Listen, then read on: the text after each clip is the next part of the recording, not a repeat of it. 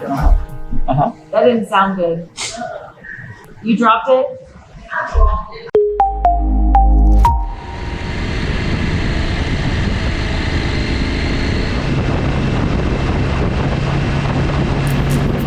Man, this is beautiful, dude. This is nice. Wow. A lot of fallen trees, though, from these recent storms. Yeah. Got a four-wheel vehicle coming our way. Gotcha. Haven't seen one of those in a while.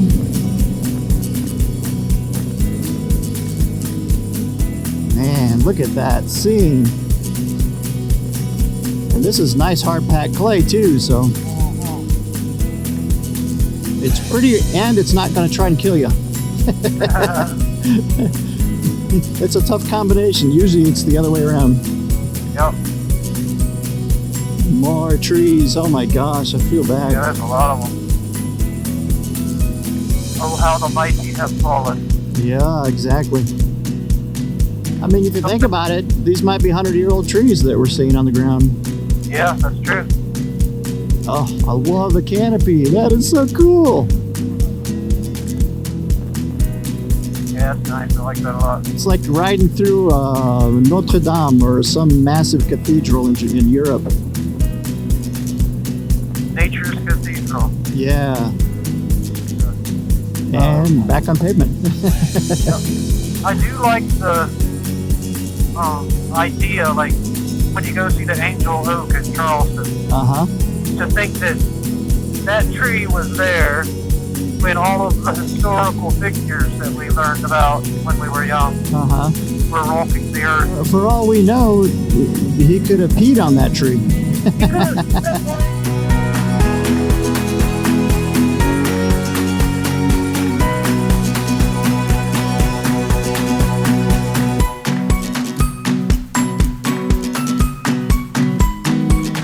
You know, it's funny, I love the quick shifter on this bike. But if I have it, I still find myself shifting with the collection. Oh yeah, absolutely. Half the time. Yep. Well, this looks hard packed, but every now and then it kind of squirms to the side. Yeah, the micro wiggles with your front tire. Oh, here we go. Downshift. Yeah. Woo! That was good. Even up here, it's squiggly. Pucker factor. Yep. Kind of gives you a false sense of confidence, and then all of a sudden, woo! Yep. You just feel it, just a tiny little wiggle. And you go, oh, is it gonna go? Is it gonna go? Got some more up. Oh, this is gonna be. All right, so I'm gonna take this with the ball. Don't hit me. This is gonna be. Oh, we got gravel in the middle. Yeah.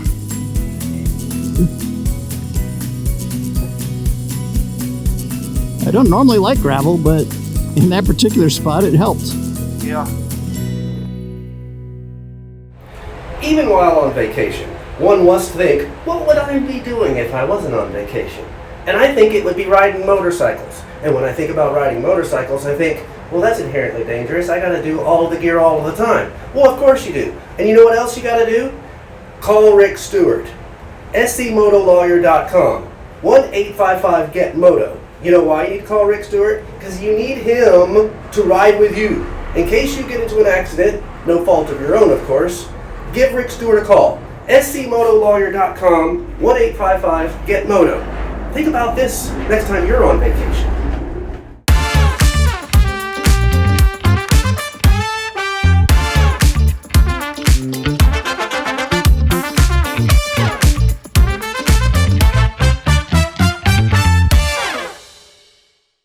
We moved here 4.5 years ago.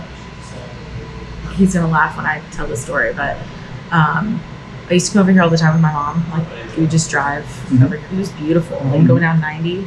It's just a pretty drive when you're a kid. And then I thought this was gorgeous. And so I said, we should move here. And this was a while back. And then I was like, wouldn't it be so cool? We walked around downtown because it was COVID. Nobody was out. And I was like, wouldn't it be so cool to open something like a junk shop or like a thrift shop or something? And he was like, well, there's already a thrift store. And this building was in shambles. Like we could look through the windows and it was like, oh my God. Wow. I was like, could you imagine if we were here? What if this was like our building? And he was like, what would we do? And I was like, I don't know. And a year or two go by and that didn't sound good. You dropped it? We joked about opening something. I said, no, we're going to open a coffee shop. And he's like, you're effing crazy. That was his exact words. I was like, yeah, I know. Let's do it. That's our couch from our house. These are our chairs from our house. Our coffee table. That's my husband's family's stove. 1972, they bought it for $50. And then that's the family's butcher block from the 30s. And my grandma, who passed away, up there, she was like our biggest cheerleader for here. So when I told her what we were doing, she was like, go for it. That's awesome. And I was like, well, we don't have a building. And she's like, it'll come. Well, it's just a small coffee shop. That's our joke. We do this to each other all the time when we're really busy, or we get featured somewhere and it's just unexpected, because we never expected anything like we've been given. I look at it and I say, like that. So that's our joke.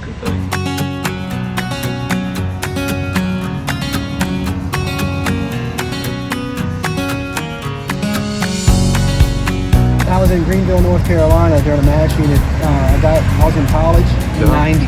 I went in basic training and turned 20 years old in basic training. And in September of 90 is when it all went down in Iraq. Yeah. So half my unit went, and I don't know why my name didn't get pulled out of the hat, but there I am. Well, I started doing line work in '92, fresh out of high school, and I gave up my company after 9/11, and I was a paratrooper in Fort Bragg. They're smart Rangers and they're strong Rangers. I owned a four-wheel drive shop there for 14 years called Wilson Off-Road. Nice. And but then I decided I was ready to come home to Florida, where I'm native, and bought a house in Perry. And that's awesome. now I'm back in doing utilities work. I'm also a realtor in Perry. Oh, that's cool. This is the 2024 Chevy 2500 ZR2. The ZR2 was previously on the Colorado and then the Silverado. And then finally they've done the ZR2 treatment to the heavy duty trucks. So it's got the signature, the multi-matic damper spool valve, which is kind of hard to see under there, but they're easier to see in the back. And those are sort of the secret sauce of the ZR2 formula in all those trucks. They're kind of like magic dampers that give you a really cushy ride where they can soak up big hits. Yep. So is this out on the market now, or is It is, yep. Okay, cool. Yeah, it's fairly new, and you can get a gas or diesel, but this is the maxed out diesel one. That's crazy. So we're taking it out doing line work. That's awesome. Out in the mud. So you're actually putting it to the test at this point. Well, that's what people always say, like, okay, you've got a truck like this, what do you do with that? We pulled out a stuck bucket truck with it that we may have gotten stuck semi on purpose to see what happened, but well, that's kind of point. It did get it out. Go to the hardest places you can just to see what happens. Right? Yeah, and it towed a trailer with a spool of cable on it, and normally you'd be doing that off-road too. So yep, you know, you could be towing a spool of cable up over a mountain. So there you go. Yep. Off-road heavy-duty truck. That's awesome. So you're driving for who? Car driver. Very cool. What's your name? Ezra Dyer. Jason Bennett. Good to meet you. Yeah, too. Jamie, it's very nice to meet you. I'm Jason. And how long have you been a photographer for Car Driver? On and off for 5. You shot Jamie shot stuff before I was at Car and Driver too, Automobile and New York Times, like other publications. Okay. So you've been Over photographing 13, a bunch of stuff for forever. Yeah. That's cool.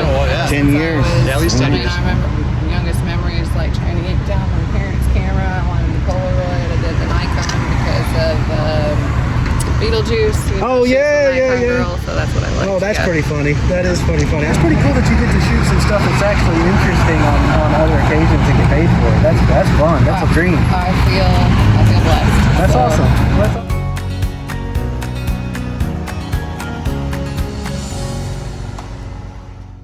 So the second Saturday of the month, from September through May. I think it's September through May.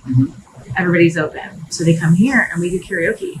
Oh. And it's so much fun. We had a New Year's Eve party. There was like barely a standing room, and it was this year was probably the biggest year we did. New Year's Eve was this year like the biggest year with all the people. Oh, absolutely. Yeah. Welcome to the table. Yeah. Thank you. Your name is Jason? It is. So is mine. Well, nice to Uh-oh, meet you. danger. Danger. Actually, we had a coffee bar at church, and Well, that's cool. I learned how to pull espresso in church. That's really what a unique church service. So like, Yeah. This week in Luke. No, wait, let's make coffee. Oh, But please. first, oh. Man cannot live by bread alone. He has to have coffee. Water That's you right. turned into coffee, not Oh, wine. that's awesome. That's good. That's good. You should have that on the wall somewhere. So maybe it was 06 when I started coffee. Heck, I don't know. Was that where you started learning more about coffee, or was that a totally different It was a trip? mission trip. Oh, okay. Been there with the same church. Oh, very cool. You went to a coffee plantation and you were like, yes. Is it Panhandle? Is that? It was Panhandle, Guatemala. And it's the absolute most beautiful, yet also can be saddest spot you can be in at the same time. Oh, wow. Yeah, just, there are parts of it that are more beautiful than you've ever seen. And then you get into like the cities and whatnot, the poverty, exactly. But the thing is, the craziest thing about it is those people are happier than I would say 95% of Americans. I was gonna see if he would say something like that. Simplicity. Yeah. Yeah. Yeah, those people are full of joy and smiles, and they live in dirt-floored shacks. Yep. Did you drag some of that piece back here with you? I did, but it seems to dwindle away after a few years. But Sure. Like we were told in the beginning, we give you 30 days. You're not going to last. By a lot of the bigger, known Sure. people here, and then, you'll never win over the old guys who are used to their, gas station coffee or whatever. the full We picture. serve Right. them every single day. Was there a moment that you knew all of the naysayers were wrong because you're The first- It clientele? Really? clicked. Did all the old guys come in the first week? We had a couple, but like some of the people that It's just the never spoke. Mm-hmm. When you meet these people, and they're like, give me a small coffee, and that's all they'd say. Yeah. They wouldn't say good morning, wouldn't say how you doing, no small talk. Now everybody talks. we talk. We're all like family. Like That's good. they'll stay here at the end of the bar, Mhm. talk to Jason for like 5 or 10 minutes. So it's like the people that never used to speak. I noticed the guy that was sitting here when we walked in. He was here a long time, Nathan, and Nathan. and he got up and walked away. And you were like doing something. Thanks for coming, Nathan. I'm like, they must be buddies or something, but I guess not. He was sitting here reading Ezekiel 20, and I had to ask him what was going on in that part of the Bible. My dad was a preacher, and so I had to go, Oh, wow. what part are you hitting at this point? Okay. I love that being here. We've met so many different types of people, Mhm. and they all walk in, they say the same thing. I'm like, wow, this is cool. Yep. So you guys are building community kind of like that. So. Hey, that's what our ad said. We're coffee and community meet. Yeah. The homeschool groups here are huge. The community for homeschoolers is incredible in this county Mhm. because there's only 2 schools really that you can send your kids to. There's a private school, which our kids go to, and there's a public school, which our grandkids go to. And their homeschool community is so large that we have them, they have their events like schooling on Mondays. We know that on Mondays are usually going to be homeschool days. The kids will be at their classes. The parents come over here with the little kids who aren't doing it. We have the kids corner, and it's cool to see that like all the homeschool moms can meet here, Mhm. and then they plan their day, and then like, let's go to the rec park, and then they go and do other things. Right. We have a pay it forward card, Oh, that's cool. and some of the sheriff's deputies put money on it. The homeschool director, she put money on it, and there's just people that come and say, "Can you add $5 to the card just in case?" Oh, that's good. And I'm like, yeah. And like on Saturday afternoons, if we have any food left over, I have a couple people I call and I say, hey, do you know anybody that's hungry that wants the food that I can't, because we're closed on Sunday, so I don't want it to go to waste. Sure. So we always try and give back when we can, Mhm. because yes, money's important, but you might be the difference in that person's life that day. You don't know what they're going through. You are way wise beyond your years, actually. I'm an honorary Gen Xer, right? You met your younger self before you started this. What advice would you give them? Shut up and keep going. Before we go, we want to definitely add something to the community card, pay it forward card, Sure. and we want a hug. Hug. I'll take a hug. Thank you, Thank guys. you, That was guys. awesome. And we'll have to come up to Charleston. Oh, yes, please do. The Oaks Private School, or TOPS, is an accredited private school in the state of Florida, catering to those families who have chosen to educate their students at home. There are many reasons why families choose to do this, but it is a personal choice that each family has to make on their own. TOPS, being accredited in the state of Florida, delivers an official transcript that is received by colleges and even the U.S. military. TOPS has many students that are actors and athletes. Many families travel on a regular basis and need that covering from the Oaks Private School to give them that official transcript at the end of their children's education. Check them out online at theoaksprivateschool.com, browse their website, and see what kind of curriculums and offerings they have for you. Thanks for taking a moment to check out TOPS. Look, kids, Parliament. Hey, look, Big Ben. Well, that was cool, you guys. Yeah, man, that was neat. Cowhaus coffee, Yep. Monticello. They Monticello. pronounce it Monticello here. They do. I got a little tour of the courthouse, but as you all know, you can't record in a courtroom. Oh.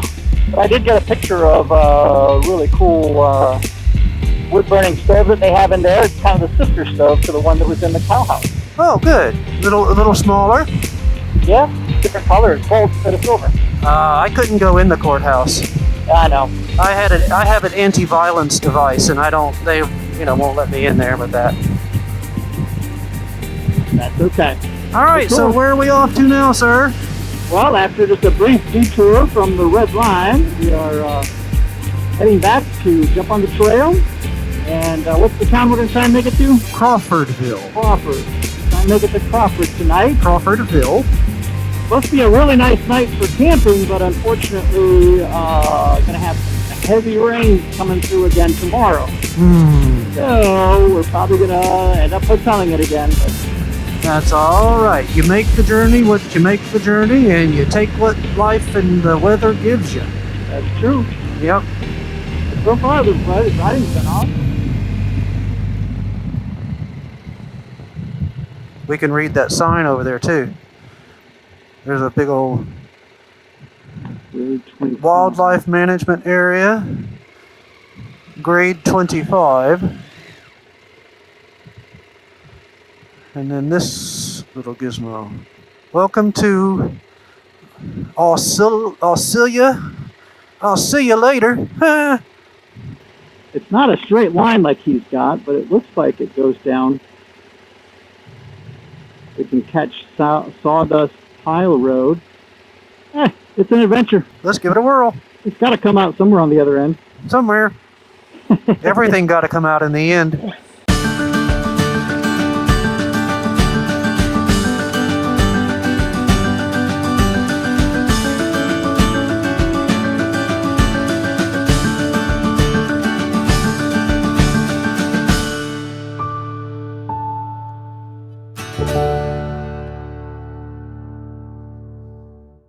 Hey, what you think, brother? No, we don't want to record it because This is deep, deep, dark water. I can't see the bottom is the problem. That's what I'm saying. It's deep, dark water. I mean, up until here looks okay, but then you can't see it right there. So And we can't get out there enough to stick a stick in it. unless we go walking through in our boots. And we're almost to our campsite for tonight. I don't want to get to the campsite wet. And I don't want to get stuck in here so we don't get to the campsite. Well, 'Cause let me tell you this. You see how high that road is over there? yeah, That gives me an indication as to how deep this is. of how possibly deep this is. And you have to look at it too. I mean, this is Florida copper looking water, man. Look at this. And it gets dark. Yep.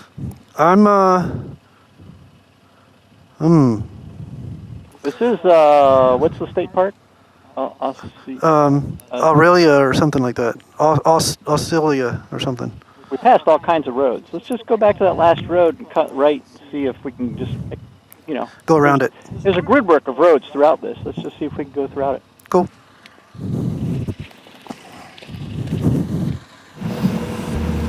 So I have a guy that I follow on YouTube that just started to release what he calls Throwback Thursdays. And he just basically goes back to his early videos and does a little intro about it and, what he thought he could have done better and talks a little bit about the episode and then he plays the episode. Yeah. That's pretty cool. I thought it was cool. We could do that with our old content.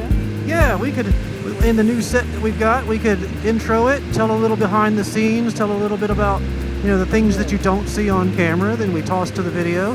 In fact, there's a guy back in the day, and I can't remember his name, but it's Bob or something, and he, on Turner Classic Movies, on the channel TCM, where they showed all of the old black and whites and, you know, the old classics, he would come up on the screen before the movie and tell a little bit about the actors or the actresses and the behind the scenes and the making of the movie, or possibly the location. Just some trivia that would be really interesting that enhanced the experience of the movie itself.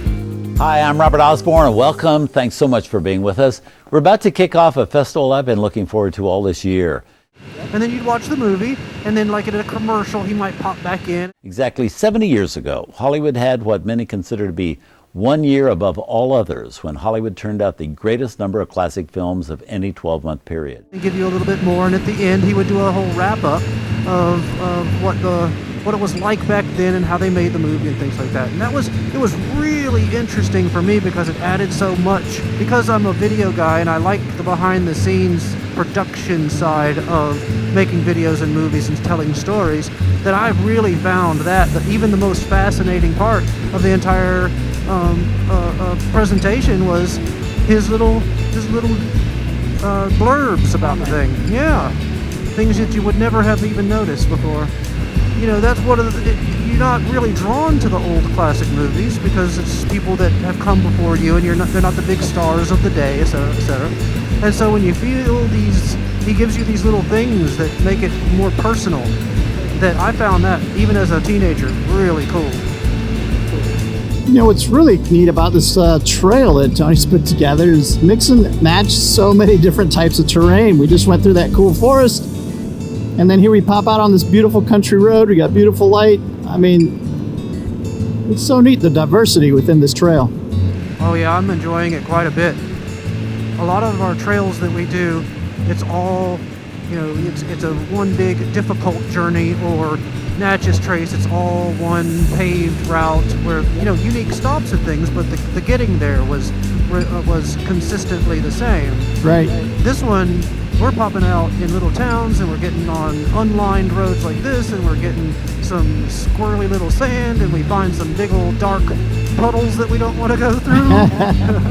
So I'm actually really, and the pace of this trip is really nice too. We're doing 2 hours and coffee break and interview, and hopping back on and going again, and popping into something we haven't seen before. I'm kind of digging it. Yeah, I'm really enjoying this. Yep, the lazy travel. It's not like that 12 hours we spent going through the Ozark Mountains, getting lost and... That was something special right there, boy. Well, cool. We are almost to the next little town. I think we'll stop and grab a bite to eat and maybe figure out where we're going to stay for night. I like it.